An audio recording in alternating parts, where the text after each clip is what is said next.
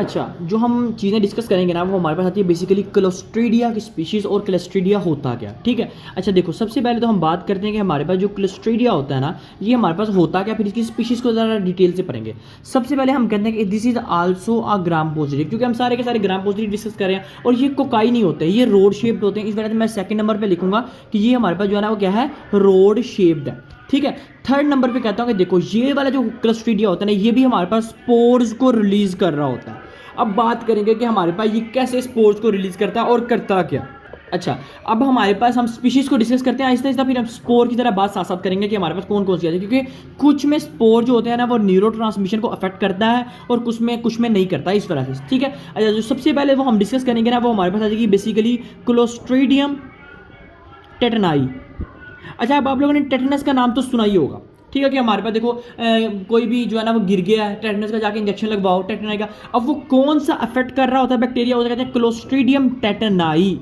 अब clostridium टेटनाई is a gram positive and rod shape bacteria, और ये एक ऐसे स्पोर को रिलीज करता है, क्लोस्ट्रीडियम टेटनाई एक ऐसे स्पोर्स को रिलीज करता है जो कि हमारी बॉडी में जाके एक प्रोटीन होती है जिसे कहते हो स्नैप री रिसेप्टर, या आप कहते हो स्नैर प्रोटीन भी, स्नेयर प्रोटीन, ठीक है। हम कहते हैं ये वाली प्रोटीन को जाके वो कर देता है इनहिबिट। अब ये प्रोटीन नॉर्मली करती क्या, ये प्रोटीन नॉर्मली हमारी बॉडी में कोई भी बैक्टीरिया आता है ना, तो ये वाली जो प्रोटीन होती है ना, ये नॉर्मली एक्सोसाइटोस कर देती है, उसको बाहर निकाल देती है। लेकिन जब हमारे पास क्लोस्ट्रीडियम टेटनाई बैक्टीरिया एक्ट करता है, ये स्पोर्स को रिलीज करता है और स्पोर जाके इस प्रोटीन को इनहिबिट कर देती है और बैक्टीरिया बॉडी से बाहर नहीं होता और बैक्टीरिया अंदर ही अकोमुलेट हो जाता है। पहली बात तो आ गई ये, ठीक है। हमारे पास क्लोस्ट्रीडियम टेटनाई हमारे पास करता क्या, ठीक है।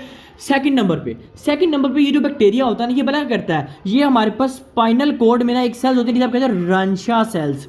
क्या कहते हो, रेंचा सेल्स, ये भी हम न्यूरो में पढ़ेंगे जरूर, रेंचा सेल्स। ये जो हमारे पास क्लोस्ट्रीडियम टेटनाई होता है, ये जाके इन रेंचा सेल्स को ब्लॉक कर देता है। जब रेंचा सेल्स का नॉर्मल काम क्या होता है, रेंचा सेल्स का नॉर्मल काम होता है कि ये जाते हैं ब्रेन में और ब्रेन में जाके गाबा को रिलीज कर रहे होते हैं। और गाबा क्या करता है, गाबा खुद एक इनहिबिटरी न्यूरॉन है, यानी जाके नेगेटिव इंटर न्यूरॉन्स को स्टिमुलेट करता है और इनहिबिट कर देता है। तो बेसिकली क्या करता है, ठीक हो गया। देखो, एक हमने कहा हमारे पास रेंशा सेल्स क्या करता है, हमारे पास गाबा को रिलीज कर रहा है। सेकंड नंबर पे ये जो है ना, ये ग्लाइसिन को रिलीज कर रहा होता है और वो भी हमारे पास जो है ना वो गाबा की तरह काम कर रही होती है। अब देखो, बेसिकली होता ही है कि हमारे पास ये जो क्लोस्ट्रीडियम टेटनाई होता है ना, ये इस रेंशा सेल्स को इनहिबिट कर देता है। जब क्लोस्ट्रीडियम टेटनाई इस रेंशा सेल्स को इनहिबिट कर देता है तो हमारे पास गाबा क्या करता है, फिर गाबा हमारे पास बनेगा, गाबा नहीं बनेगा। तो गाबा खुद इनहिबिट कर रहा था, फिर ये क्या करते हैं, फिर ये इसका फायदा उठाते हैं। ये कैसे फायदा उठाते हैं, ये हमारे पास ये जो स्पोर होते हैं, ये जो हमारे पास बैक्टीरिया होता है, ये हमारे पास एक्सोन की मदद से, जिसे आप कहते हो रेट्रोग्रेड का मतलब है बैक फ्लो, ये एक्सोन की मदद से सीएनएस में दाखिल हो जाते हैं और सीएनएस में दाखिल होके जाके हमारी मसल की स्पास्टिसिटी करवा देते हैं, मसल की कंट्रैक्शन करवा देते हैं। उसके बाद और क्या करवाते हैं, और भी डिफरेंट एब्नॉर्मैलिटीज करवाते हैं। क्या करते हैं, ये जा को लॉक करवा देते हैं। ये क्या करते हैं, ये जो आईज है ना, आईज उनकी जो आईब्रा होती है, जो ऊपर वाली शेप होती हैं, उनको भी हमारे पास जो है ना वो अपवर्ड मूवमेंट करवा देते हैं। ठीक हो गया ना, जब कहते हैं रेज करवा देते हैं, आइज को रेज करवा देते हैं, आइज ब्रास को। अच्छा, अब ये बात आती है हमारे पास, ये हमने सबसे पहले कहा कि हमारे पास जो क्लोस्ट्रीडियम होता है ये ग्राम पॉजिटिव होता है, रोड शेप्ड होता है। फिर हमने कहा स्पोर की बात अभी करते हैं, फिर हम सबसे पहले चले गए व्हाट इज क्लोस्ट्रीडियम टेटनाई। हमने कहा जो क्लोस्ट्रीडियम टेटनाई होता है ये एक ऐसा बैक्टीरिया होता है जो कि टेटनस करवाता है। अब हमारे पास टेटनाई करवाता है, इन्फेक्शन करवाता है, तो स्पोर क्या करता है, ये हमारे पास इस प्रोटीन को इनहिबिट करता है ताकि एक्सोसाइटोसिस ना हो और बैठ जाता है बॉडी के अंदर। दूसरे नंबर पे स्पाइनल कोड पे जाकर रेंशा सेल्स को इनहिबिट कर देता है और गाबा नहीं बनता। जब गाबा नहीं ना बनता तो फिर हमारे पास क्या होता है, सीएनएस में जाके हमारे पास ये बैठ जाता है और सीएनएस में जाके स्पास्टिसिटी करवा देता है। फेस में हमारे पास जो न्यूरॉन्स होती है उसका जा लॉक हो जाता है। उसके बाद आईब्राज जो होते हैं वो रेज हो जाते हैं, ठीक है, जिसको आप सर डोनियस भी कहते हो, सैरडोनिकस भी कहते हो, सैरडोनिकस भी कहते हो, ठीक है। ये हमारे पास दो कंडीशन। अब बात कहते हैं कि हमारे पास देखो दो हमारे पास एक होती है, एक हम कहते हैं हमारे पास क्या होती है, सैरडोनिकस, पहली चीज। सेकंड नंबर पे हमारे पास एक कंडीशन होती है, हम कहते हैं ओपिस टोटनस।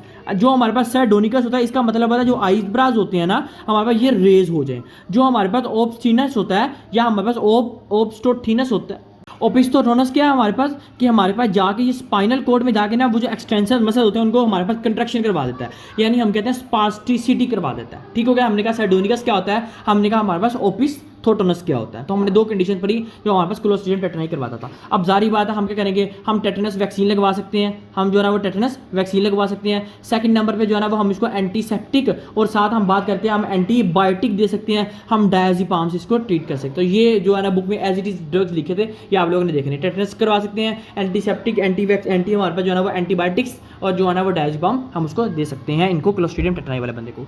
ठीक हो गया। अब चलते हैं हमारे पास सेकंड नंबर पे कि हमारे पास जो है ना वो क्लोस्ट्रीडियम बोटुलिनम क्या होता है।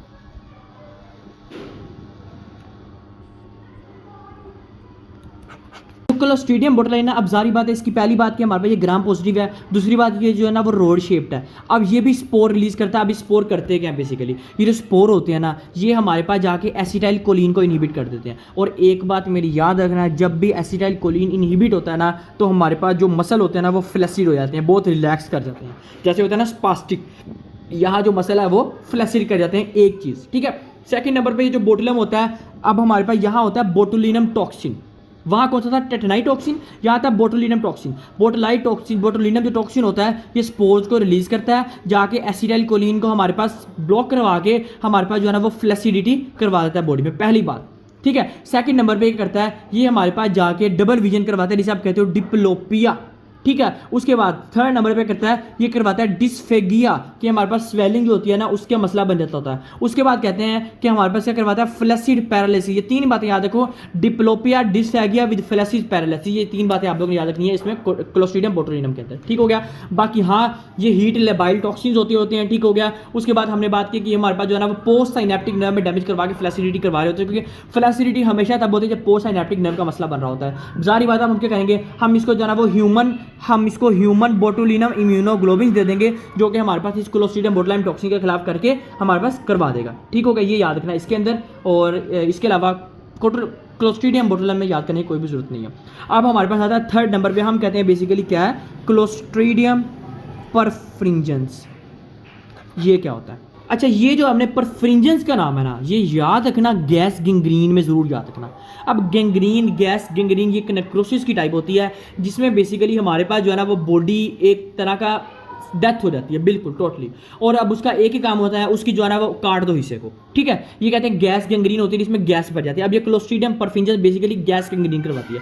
अब ये करवाती कैसे, देखो हमने कहा था यहाँ होता है क्या, बोटुलिनम टॉक्सिन। क्लोस्ट्रीडियम टेटनाई में हमारे पास था टेटनाई टॉक्सिन, यहाँ होता है बेसिकली हम कहते हैं अल्फा टॉक्सिन। अल्फा टॉक्सिन में हमारे पास कुछ आती है लेसिथीन आती होती है, उसके बाद अल्फा फोस्फोलाइपेज आती होती है। अब ये हमारे पास करती क्या है, जो हमारे पास अल्फा टॉक्सिन है ये हमारी बॉडी में जाके हमारे पास नेक्रोसिस करवाता है, और जिसकी वजह से गैस गैंग्रीन होती है। ये याद रखना इसमें कि गैस गैंग्रीन की होती है ड्यू टू अल्फा टॉक्सिन की वजह से। ठीक हो गया। ये याद रखना इसके अंदर। उसके बाद हम कहते हैं कि देखो, अच्छा मैं आपको इधर एक चीज बताइए आपको क्लोस्ट्रीडियम बोटुलिनम में, कि हमारे पास दो, देखो या तो ये बच्चों में होती है या तो एडल्ट्स में होती है। बच्चों में क्यों होती है, जो बच्चे हमारे पास देखो हनी खाते हैं ना, हनी में भी हमारे पास ये टॉक्सिन प्रेजेंट होता है, जिसकी वजह से हमारे पास ये हो सकता है। ठीक है। क्लोस्ट्रीडियम बोटुलिनम का इन्फेक्शन हो सकता है। एडल्ट में क्यों होती है, जो कि कैंड फूड खाते हैं, यानी हमारे पास जो कैन के अंदर फूड नहीं होता है वो वाला खाते हैं, उस वजह से भी क्लोस्ट्रीडियम बोटुलिनम हो सकता है। तो ये हमारे पास काजेस थी। उसके बाद बात करते हैं कि हमारे पास जो क्लोस्ट्रीडियम परफ्रिंजेंस है ये हो सकता है कब के, हमारे पास जो अनकंटामिनेटेड हमारे पास जो हमारे पास फूड होता है ना वो खाने की वजह से, जिसे मैं अनकंटामिनेटेड कह रहा हूँ सॉरी, जिसे कहते हैं हम स्पोर कंटामिनेटेड, यानी हमारे पास कंटामिनेट जो होगा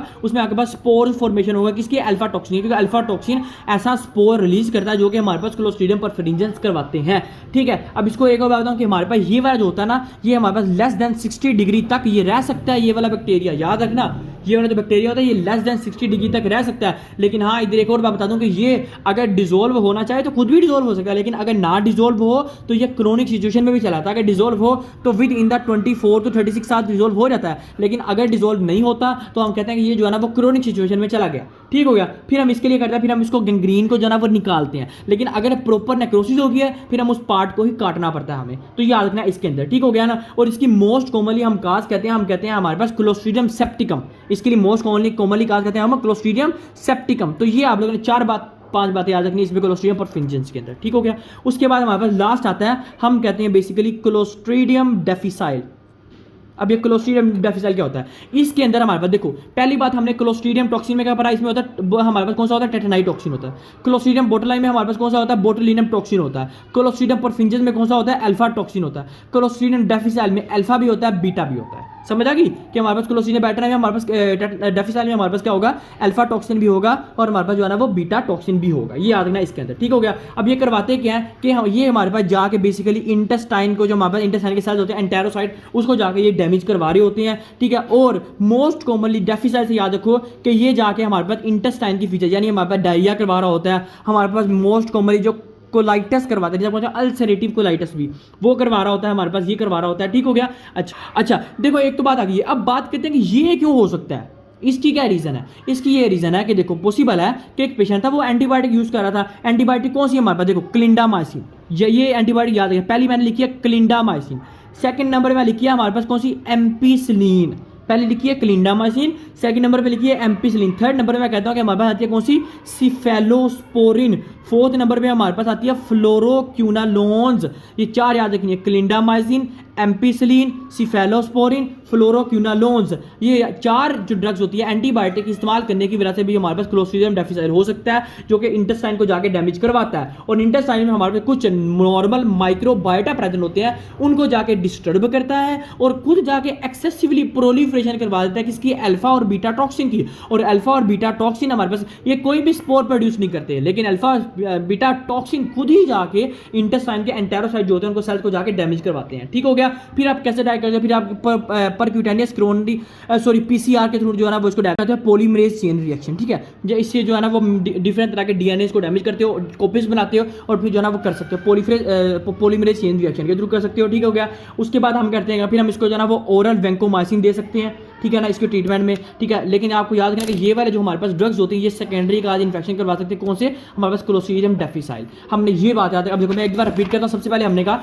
कि हमारे पास होता है क्लोस्ट्रीडियम स्पीशीज होती कौन सी है। सबसे पहले it is the gram positive, road shaped होती है, स्पोर प्रोड्यूस करते हैं। स्पोर कौन कौन से, दो स्पोर प्रोड्यूस करते हैं। एक हमारे पास आता है कौन सा, क्लोस्ट्रीडियम टेटनाई, एक होता है क्लोस्ट्रीडियम बोटुलिनम। क्लोस्ट्रीडियम टेटनाई हमारे पास स्नेयर प्रोटीन रिलीज करती है जो कि जाके एंटेरोसाइट को इनहिबिट कर देती है, सॉरी एक्सोसाइटोसिस को इनहिबिट कर देती है। सेकंड नंबर पे रेंशिया सेल्स को इनहिबिट करती है ताकि सीएनएस में जाके बैठ जाए और रेट्रोग्रेड एक्सोनल फ्लो की वजह से हमारे पास जाके स्पास्टिसिटी करवाती है, जालो करवाती है, आईब्राज होती है, उसकी मसला करवाती है। जैसे आप कहते हो सार्डोनिकस हो गया और हमारे पास ओपिस्थोटोनस हो गया, ये याद रखना इसके अंदर। ठीक है। उसके बाद हम कहते हैं कि हमारे पास क्लोस्ट्रीडियम बोटुलिनम आता है, एसिटाइल कोलिन को रिलीज करती है, स्पोर प्रोड्यूस सेल होता है जो कि फ्लैसिडिटी करवाती है। ठीक है। और ये बोटुलिनम जो टॉक्सिन होता है स्पोर्स को रिलीज करवा के एसिटाइल कोलिन को इनहिबिट करवा के फ्लैसिड मूवमेंट करवाती है। साथ डिप्लोपिया करवाता है, डिस्फेजिया करवाता है, फ्लैसी पैरालिसिस करवा रहा होता है। अगर चाइल्ड है तो हनी की वजह से हो सकता है, एडल्ट है तो कैंड फूड की वजह से हो सकता है।